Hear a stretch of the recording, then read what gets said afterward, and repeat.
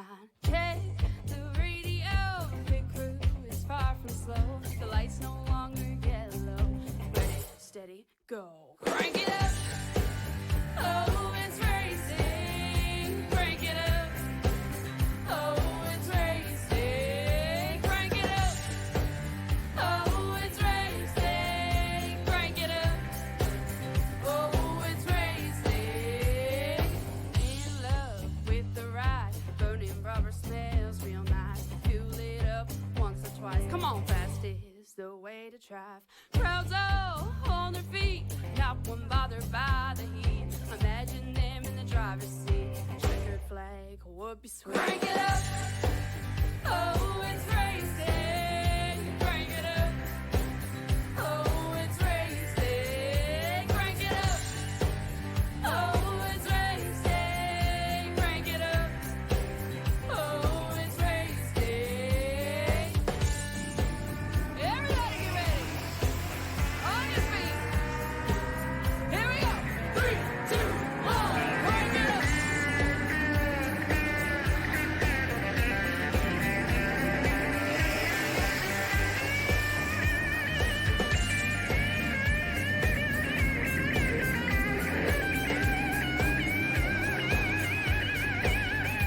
Well, a stacked field has arrived here at Daytona International Speedway, and a laundry list of heavy hitters ready to do battle. It's time to see who will become the best of Daytona in the Xfinity Series here tonight. Hi everyone, I am the Crusader, Christian Strider, joining you guys here today. Here we are now live here on this track and on the stage. As the field comes and rises out onto the speedway here, we're going to see who has the most speed and the most accuracy on their timing and their shoots for the racing action, and it's time to figure out who that might just be here on the famed Daytona International Speedway here in Daytona Beach, Florida. So without further ado, gritting order time. It's time to see our starting lineup for the action. On the pole, it'll be the 76. On Mike Rideout is outside. In the Big 8 is Tyler Orrick. And run number 2, it'll be Bill Watkins. And the 337 is outside. It's the 84, Matthew Hoffert. Run number 3 is Cindy Taylor. The 07 are outside. The 85 returning to the show, Noah Healy.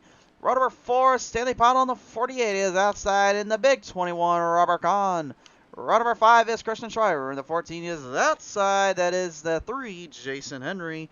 Row number 6 is Eric Gay. And the 51 is outside. Will be the 5, Chantel Bottle. And our final starters in this lineup today, it will be Kevin Baker in the 87 with the 56 of Dave Schick.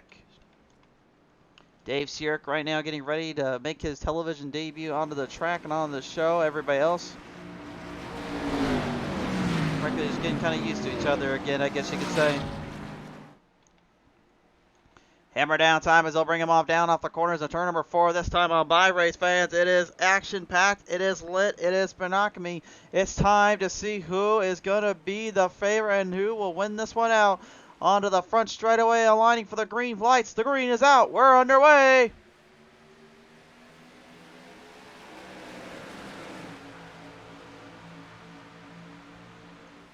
"45 laps the distance here at Daytona. We'll see an early start here for the 76 of Mike Rideout. He will be your leader to begin.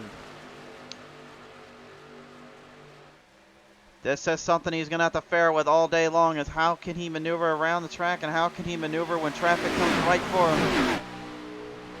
Especially with the bolstering speeds and this bolstering power here, every driver will be kind of put into a very tough little scenario.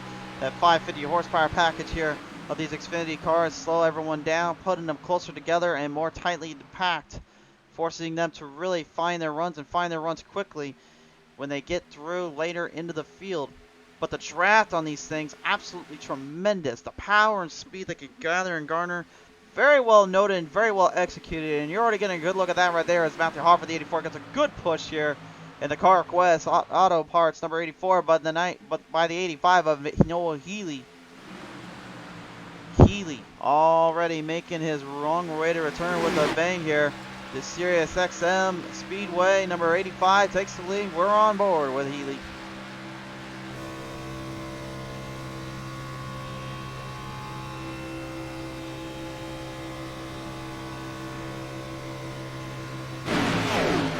Focused and determined, as you can see already, but he's got company coming back up on his top side here. Watch out for that. That 76 Rideout's already making him work for it here. Mike Rideout, another guy in that MRM racing machine, has been very fast, very focused on the super speedways. Has only got one win to his name, though. That was back in iRacing Super Speedway last season, and this very same piece of equipment.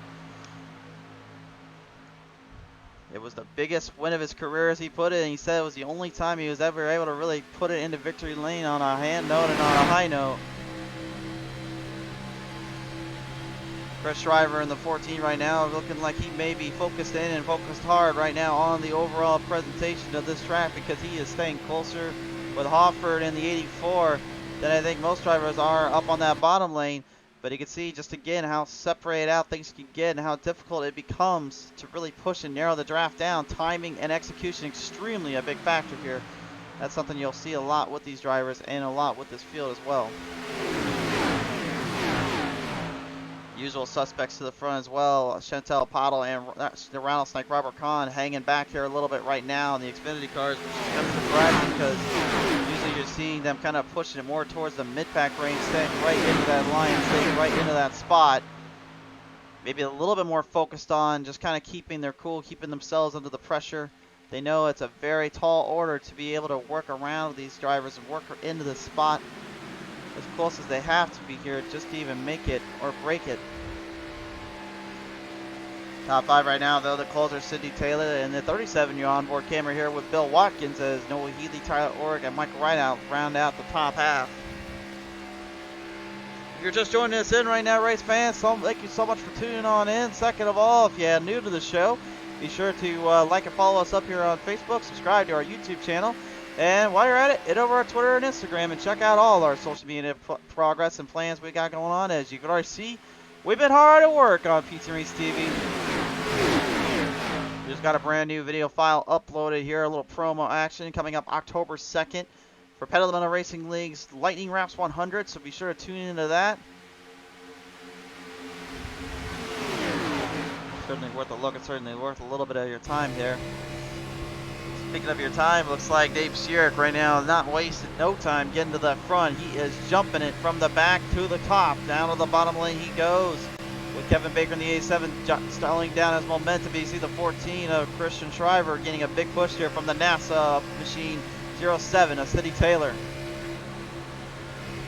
Cindy, not very well known for her plate track antics or plate track racing, more known for the regular speedway moves and runs. Seems to be making a clear exception about that here at Daytona. So focused and so far pretty well executed. She's keeping her timing and tempo really good here as the Sirius XM Speedway 85 and Healy throwing a huge block at the 14 of Shriver. I'm not so sure that 14 is going to appreciate that too much. Getting blocked by the Toyota Supra of Healy. I don't think that may end well. The Ford Mustang does not take too kindly to those, I betcha.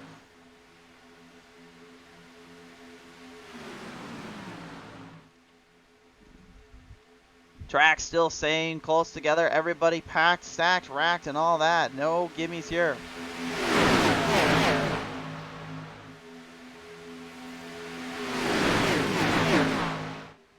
Up to our blimp cam right above. High side ground. Look it up front here. Watch Noah Healy as he now works it with Tyler Orrick in the 8. Orrick been trying to work hard with Mike Rideout for the 76 for quite some time. He told me earlier, he says Rideout's got his win. I haven't had a win in a long time, so it's time I start really pushing up here. And he is right now working with his crew chief, telling his pit commander, guys, let's keep it close with that 76, preserve the gas and the fuel, and then we'll work from there. Shriver not exactly agreeing with that strategy, though, and he stays to the top side there with the 07 and the 84. Taylor and Hoffer trying to help him push the machine up behind as you see the rest of your field moving through the chains. Stanley Pottle now on that 48 Rice Krispies Ford Mustang, starting to make a bit of a drive off there as he's continuing to not only battle the glitchcraft gremlins he's had on his end, but also fighting the demons inside that car. He said to me earlier today, I've had more trouble trying to hold this wheel on line, trying to keep these pedals in top gear, to the point of it's getting kind of ridiculous. It's time I start making some big changes in that. And right now he's doing a great job in changing that up because he is holding the middle pack and is actually right in with the field. So who knows? He might be able to actually pull off a career-making performance here, barring any situational awareness and issues there.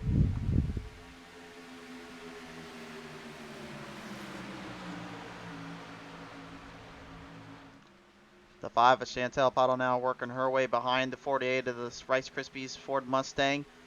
Chantel driving the Chevrolet Camaro. Meanwhile, behind her, Con in that 21 quick lane Ford Mustang. If you guys probably couldn't tell already, trying to rock the Wood Brothers scheme out there a little bit. Had a lot of love to his Wood Brothers team back in the day. He loves that Wood Brothers team from his youth growing up. So that was one team that he said he wanted to keep going with. He wanted to keep designing stuff after. Well, not a bad look, and it's obviously not a bad little scheme, but there's one thing Con's done that the Wood Brothers hasn't as of late, and it's find a way to win. So no offense to Harrison Burton, although I'm probably going to get crucified for that one later. So see if we can find a way to get it going here today, though. Continue to work our way through. We are nearly 1/4 of the way done here at Daytona, race fans. Drivers right now clocking in speeds of upwards of 198 miles per hour, nearly hitting the 200 marker in the full-on straights. Right now going anywhere from about 185 to 182 on the speed scale as they work their way off of turn 4.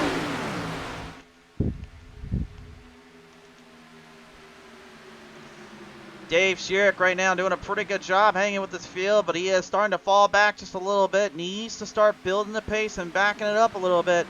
This is a bit of a challenge, I know, but he's got to start figuring it out. And I think it might be time to get all aboard the choo-choo. Daytona Talladega draft range, single file. Well, okay, it was single file till they decided to ruin the meme I guess I've been known for. What a mean joke on me.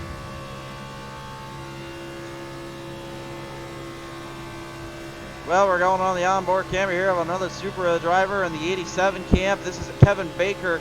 You see in that whited out 87 machine, definitely has a bit of a unique look to it, but still his driving style and his level of expertise kind of showing itself on the plate tracks as he continues to stay in the mid-pack and stay with these guys went through the field. Trying to find a way around, though, as he will have to later on divert and nullify some troubles here. Jason entering the Bass Pro Shops, Black Rifle Coffee, Chevrolet as well. Working back behind there with the 51 of Eric G. Gann. And by the way, Eric Gann, one of the only drivers in iRacing that uses a RC controller for his actual working wheel, if you will. Gann told me earlier that one big thing about him was that he just needed something to kind of help out with him and help out with racing, and that was the best way he could do it. Incredible to see how well that is doing for him and how well he's been able to use it. Absolute master of the dirt tracks, but he said he is trying to figure the plate tracks out and get better on the other tracks. So I think over time you might see a little bit more and hear a little more of Gann, but it's still a very long, long road to success.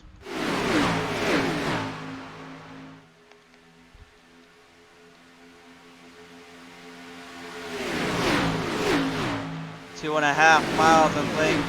Banking's well over the 20-degree marker. Daytona is an absolute massive mammoth of a track with its history dating way, way back to not of the track you see right now, but of the road course that it used to become. Back then, they used to run on the actual beach itself in Daytona Beach, and they ran it on a road course, if you will. Half of it was sand, the other half was full-on asphalt. And it's crazy to believe that just 20, 30 years later, this track has garnered such an impressive reputation, such an impressive overall feel and work.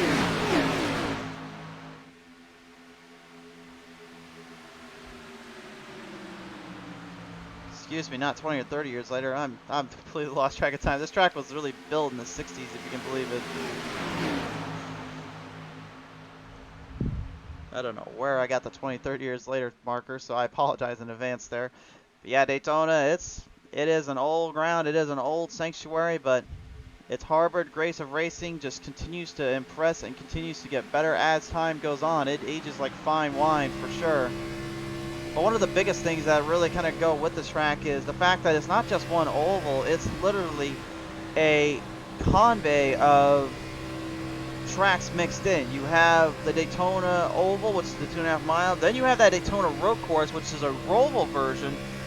Ran it before, and I can tell you, it is extremely, extremely difficult to master as much as it is to figure out. And we've seen it here on the show before and how drivers have kind of explained and dealt with it. It's very similar, if you will, to the Charlotte Roval, but the difference with the Charlotte Roval is that it being only 1.5 miles actually has some embankments that kind of level off and actually climb upwards on the track itself, while this place, well, it doesn't really have that in the middle grounds there.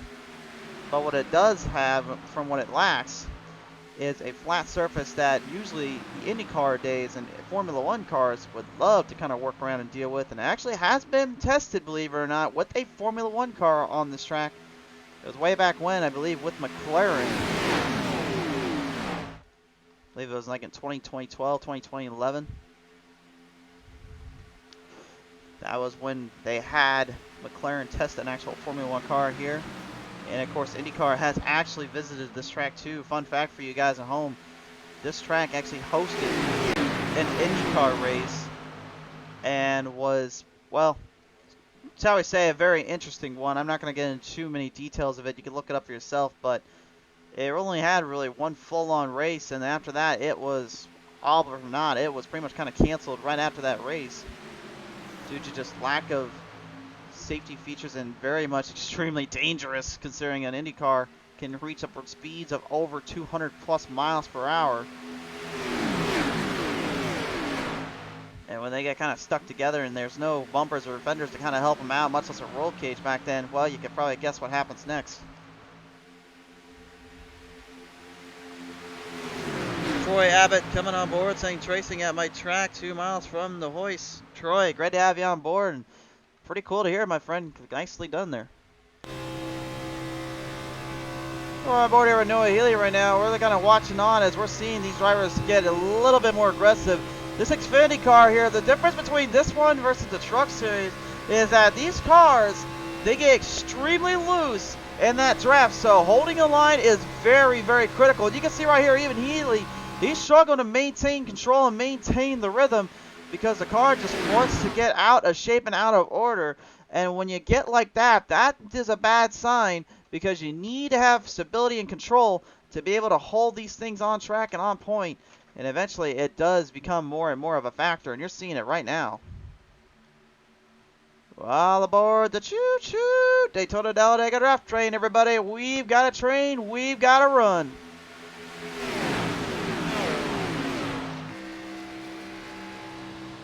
The train is in full gear. The cars have been lined up in perfect conditions. And Troy reminded me about something important as well here. Yes, there is currently right now, on the day we are filming this, recording this, September 27th here, 2020, unfortunately a hurricane has kind of gone and ravaged up some places around the states and in our Canadian regions. Right now, Florida is one of them that is being affected here. So Troy's saying watching this between hurricane updates, going to be a rough next couple of days. Troy, my best wishes, and all of us here at PTM Racing TV wish you guys the very best and hope to please stay safe out there. Those hurricanes are no joke, and they certainly are a very dangerous piece of Mother Nature. So please stay safe out there, everyone in the Florida regions, as well as our friends up in Newfoundland that have suffered through the hurricanes, and up in the Canadian region. Our thoughts and prayers with everybody at this time in the Florida region as well.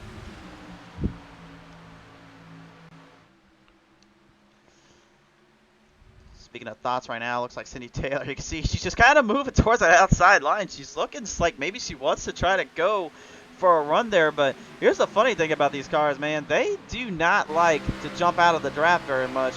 They're actually very, very detrimental to do, if you will, because the fact is they like, I was going to say, they like to kind of move around when they can and try to make some moves up there from time to time in a draft. But a huge little mistake there. Hoffert going up top, and the 14 of Shriver went with him and almost took Stanley Pottle out in that 48.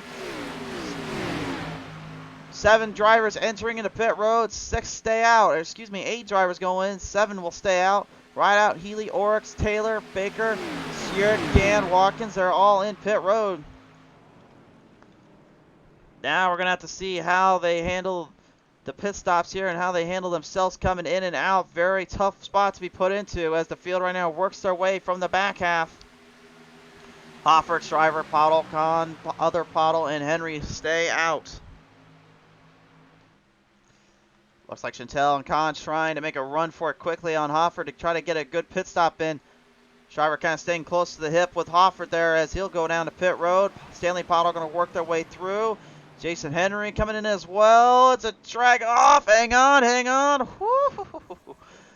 That's 3 cars really getting into real estate room for pit road. I don't think that's how anybody would want to go in, much less these 5 or 6.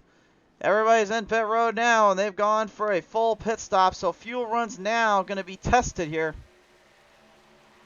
24 laps remain. Right out, coming to the front. Mike right out in the 76 Chevrolet Camaro right now looking to put his MRM Logitech True Force 76 machine up into the top bind and up into the rafters, but coming up beside him here is that 87 Toyota Super Driver of Kevin Baker. They're all trying to look for the same piece of real estate, same piece of reality, but the thing is, the leaders that went in late, they're coming out first, and they've got a run coming through. Hoffert, Pottle, Chantel Pottle, Jason Henry, Robert Kahn, all mixing in as Stanley Pottle and Kristen Shriver are going to have to try to get back into the draft and hope for a push here. Huge pack of drivers coming up from behind.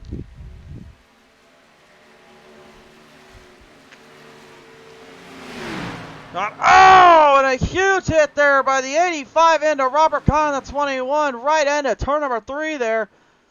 Looked like Healy may have misjudged his spot there and got right in it with Kahn. Kahn, I guarantee you, not a happy camper out of that, slowing his pace down in momentum. He's got to get on that draft quickly here.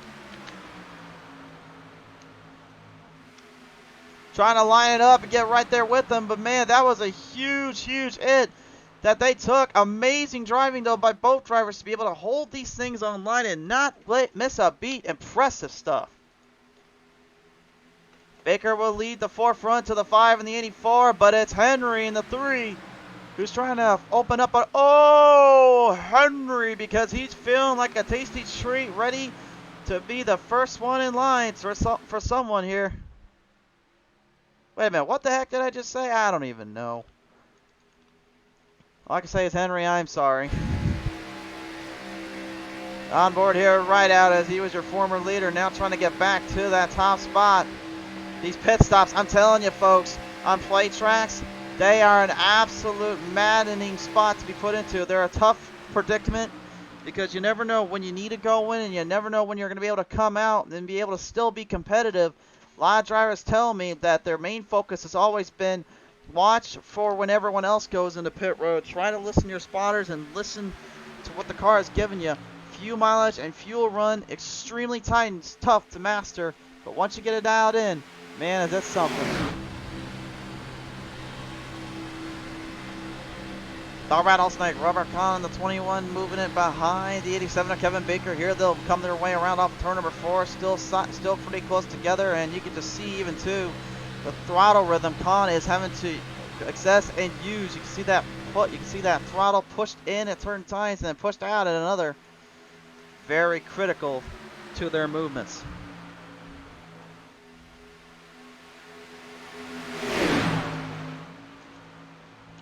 Well, there's one pack, but what about the other pack? Well, here's the other pack, and they're currently trying to hunt down the field.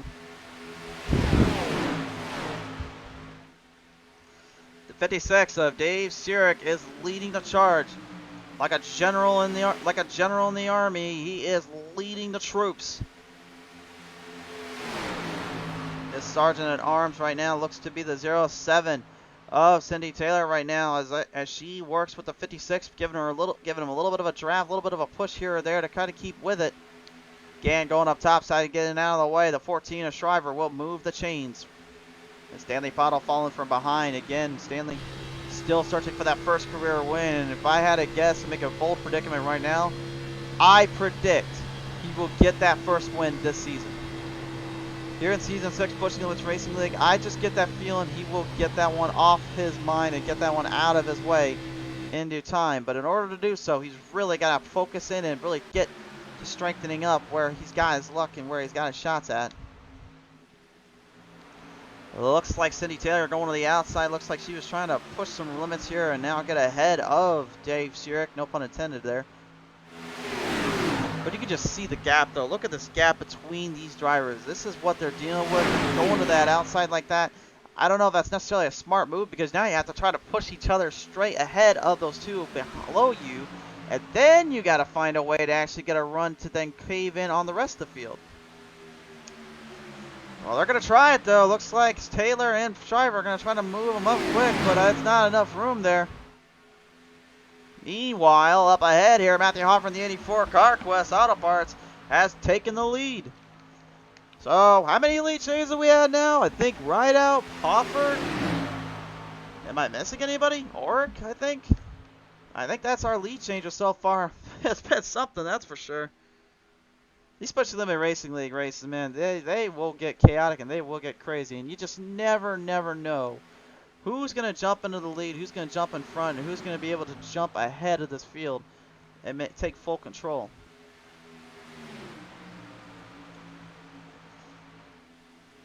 And right now, looking at this pack, again, I fail to realize and I really can't comprehend why these drivers right here are battling so hard on top side and on the bottom, when in reality, they should all be sticking together, trying to get to the bottom line and probably give a good push to try to catch that field up ahead.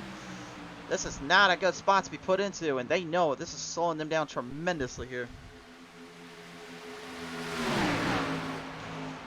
Bill Watkins Jr. saying, we blew it. Well, you bet you want to get off your phone and stop texting there, Bill. You still got a race to figure out, and you're not done yet. You're only about 5 seconds behind, well, 5.5, excuse me, behind of the 3 of Jason Henry, so you still got a chance to catch him. Speaking of up ahead right now, watch this. Kevin Baker regains the lead. This is the first time he's been able to put it into the top spot.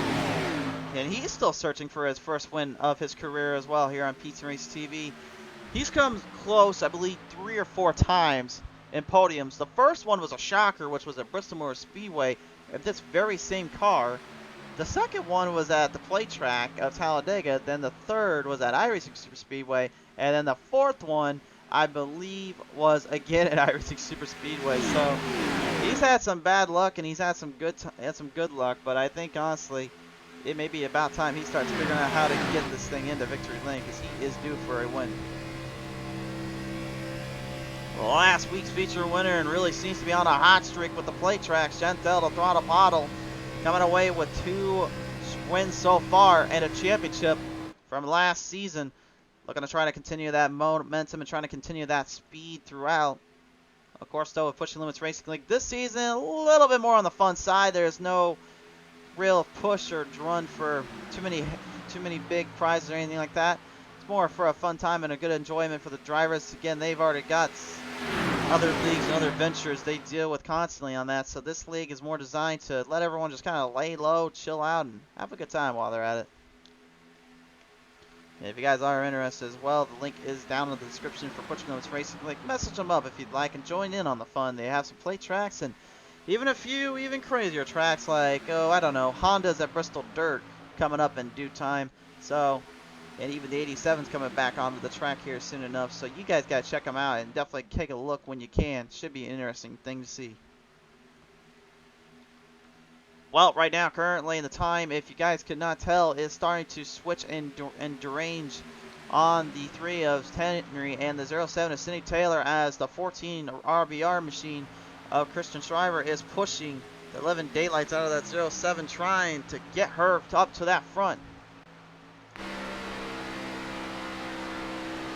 NASA and RBR working together, the coalition, to get to that front pack, and the draft on these Xfinity cars, again, extremely good, so they can get close enough. They have a chance, but again, trying to push from them at the same time, very, very difficult and very tumultuous. They've got to be very careful about it. Bill Watkins Jr. in that 37 machine also kind of staying up with the charge, staying up with the field. Just we'll go on board here with them. You can see him staying with Dave Steerick in the 56, although I think a lot of that is just kind of keep the pace up and keep the strength at bay. I think he's watching the overall predicament and knowing what is behind him and what is in front of him. Got Stanley Pottle, Tyler Orrick, and Eric Gann relying on him and the rest of the guys and gals up front to get to that pack. But also, you got to remember, they still have to get into pit road eventually here, and then they have to get that final fuel run in. They'll have to be very selective on how much fuel they take and when do they take it.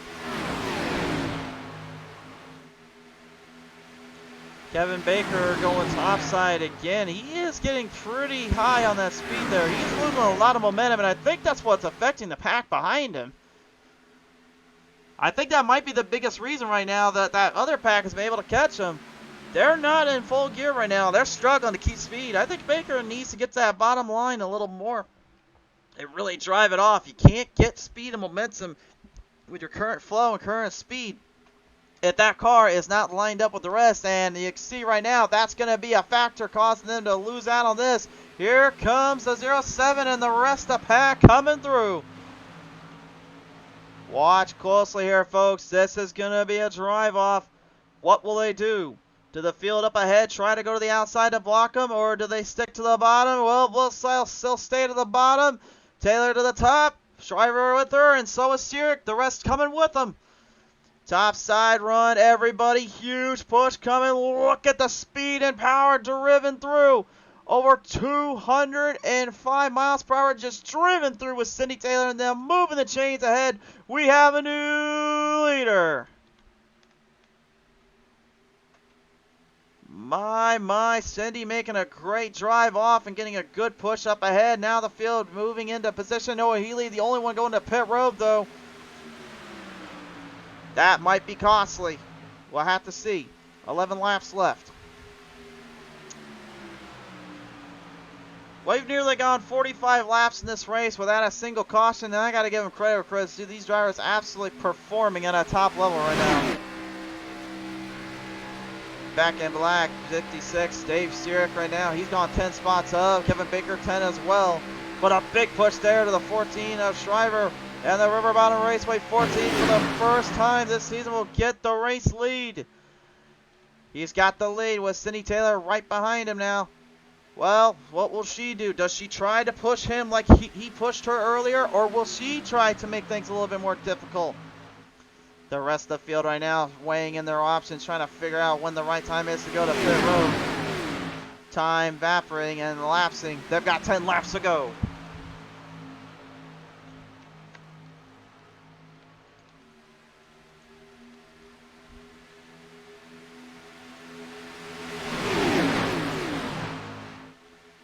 Ten laps left to regime and left to focus in. Cindy does not want to stick around with that 14. She goes to the top side.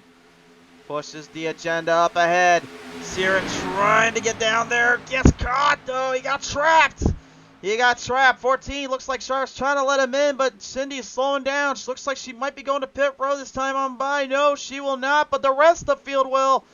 Behind him, a huge field going in. No, trouble for Henry entering at pit road. He has slammed it into the wall protection. Stanley Pottle getting right there with him as well. No idea what the heck happened. All we do know is the rush to get in and out of pit road is on. The field working their way on back. Steerick and Taylor right now trying to get settled in. Trouble there for Shriver. He had a problem getting in and out. He had to back up. Now it's Hofford and Rideout and Kahn all moving through. Here comes the field. Hofford, Pottle, and Kahn all together again. Rideout, Henry, and Shriver working up close. Looks like we'll have another group go in. It looks like it's going to be Watkins, Baker, Orrick, Gann. That leaves Steerick, Taylor out on the front. Steerick will be your new leader. But will he be able to hold it on?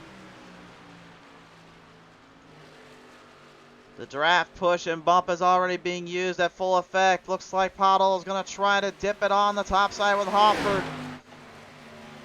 Derek and Taylor, they're running out of laps. They're running out of fuel. They're going to have to choose when they have to go in now. They are running out of time, though. Henry letting the 14 on by. Looks like Healy's going to follow. Coming up quick, coming up fast. Healy looking to make the pass on both of them. I'm not sure it's a smart move. I think I'd try to jump in there if I could. And Schreiber looks like he's not going to give him any room either. Healy's not getting much friends or much help. Henry looks like he's trying to give him an opening to come in and almost gets the 3 there right in the corner, nearly colliding in. Good save on that as Sirik has stayed on out. Taylor has gone into pit road. She's all alone. Sydney, the closer, Taylor, has been left all alone in pit road. I don't know if that's going to be so good for her coming out, especially with the speeds these drivers are taking. What a chaotic mess of just pushing forward, pushing back. Anybody's race here as Hofford, Kahn, and Pottle take it full control. Right out, who led the most laps so far right now, currently way behind that 3-car back and trying to catch up. Sirik trying to hold on and push as much as he can. Right out, hoping for a big run there from Baker or Can and Shriver. Field going to work their way in right now. Here comes some speed from the top, though. Henry's going to follow with Healy and Shriver. They're going to the top side again. Baker and right out weighing in their options, looking for something to help them out. I don't think they're going to get much of it. Healy drops to the bottom. They leave Henry, though, alone. I guess that pack didn't want any of... Oh, Henry! Because Henry was throwing the bars right at him, but they didn't want any. They weren't hungry. So they leave the Bass Pro Shops 3 all alone. Sirik still coming through, but he came out of pit road and way too late. Pottle, Kahn, Hoffert, your top 3. Pottle takes the lead with 6 to go. And Steady Taylor desperately trying to catch up, trying to get with him. Sirik, trouble for Sirik. He's in the grass here. That is going to pretty much all but cost him his race. And now it's the 14 going to have to push to get to that pack up ahead of him. Going to try to reel in the 07 and maybe have a chance. Taylor is getting no grip from that 84 of Hofford. She is too far behind. Ladies and gentlemen, we are coming up now on the final 5 laps. 5 to go. High 5 in the air here. This is going to be a drag off here. 3 cars up ahead, the rest of the pack behind. What do they do? The 14 is telling that 85 of Healy, get pushing. We need to get going, and we need to get this going now. The rest of the field, they'll struggle to kind of get going here as well. Kevin Baker is still struggling to keep it on the bottom lane, or right in that mix as well.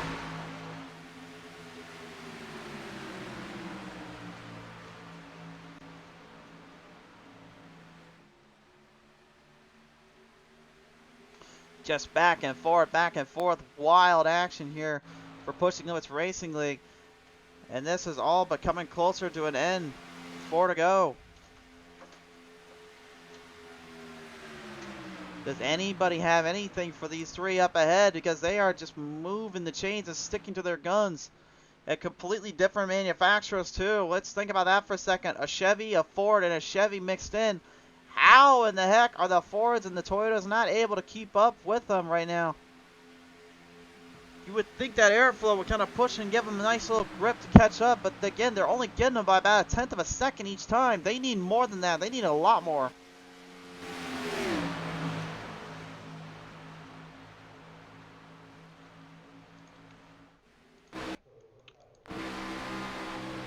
Eric Deegan right now in the 51 trying to hang with him, trying to keep up with the pace, keep up with the field here. The rest of the drivers kind of lined up in a tumultuous state.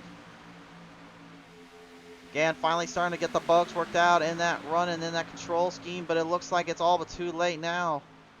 The time is running out. You can see the delay in time, and they're not getting much of it.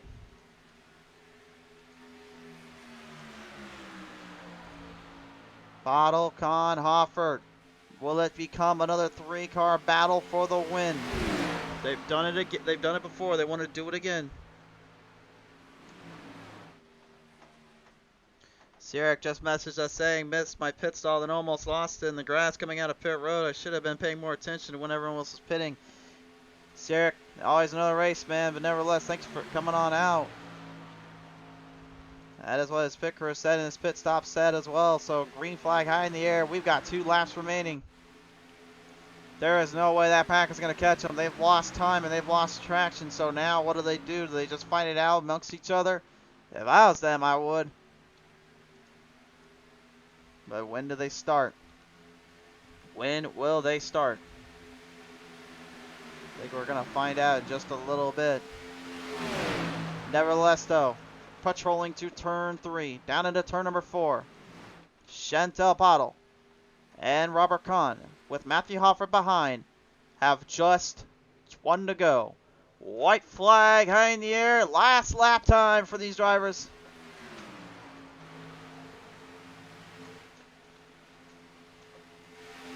Pack behind as well. They're starting to get a bit divisive. It looks like they're not exactly agreeing with each other here. Noah Healy getting pushed up top side. Looks like he wants to make a pass, go for a run. They're going to get pushed in between there on the back half here, coming through. Hard racing off, double-sided here, looking for the charge, looking for a momentous occasion. Baker going up. Looks like he wants to go 3 wide to get the pass on Healy and Shriver. They'll come through. It's right out, getting a piece there of Healy. And Healy going into the 87 right off the turn. A big wreck coincides right off. But coming to the line here, a big block there from the 5 leads it to victory lane. Chantel Pottle will win at Daytona.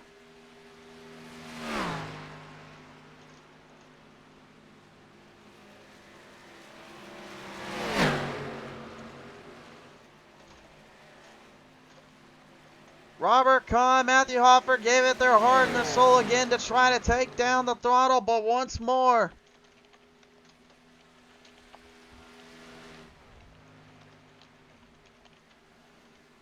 a huge, huge victory for Chantel the Throttle Pottle, bringing another one home for Newfoundland. And what a race it was from start to finish. 45 laps green. I don't know how the heck they did it.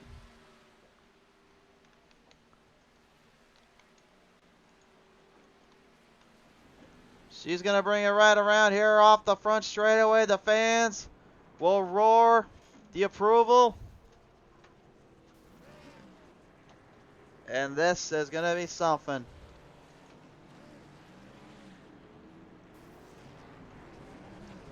What a performance.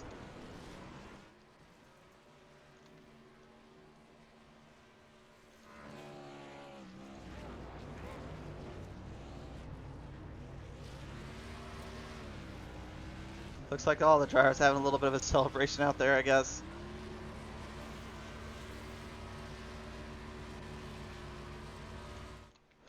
Race results coming in real quick. We'll take a look at that final lap real quick and just the chaos that ensued. But here is your results here. The 5 brings it to victory lane. Kahn will go 2nd. Hoffer 3rd. Shriver getting a top 5 here. Rideout will go 5th. Great showing again from him. The closer closes 6th. Eric Gann going 7th. Healy, despite the huge wreck, goes 8th. Watkins goes 9th. 10th to Dave Sierk. Rounding out your top 10. Well, race fans, let's take a look real quick at that last lap. What a lap it was. We need to take a close look, though, on that back half here.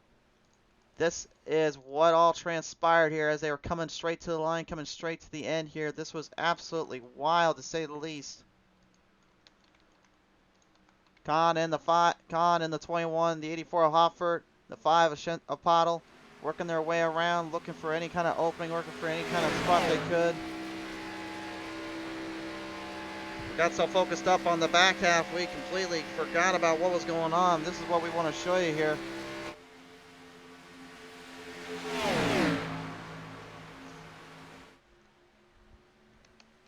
Came right out of turn 3. You can see the run coming from Hoffert.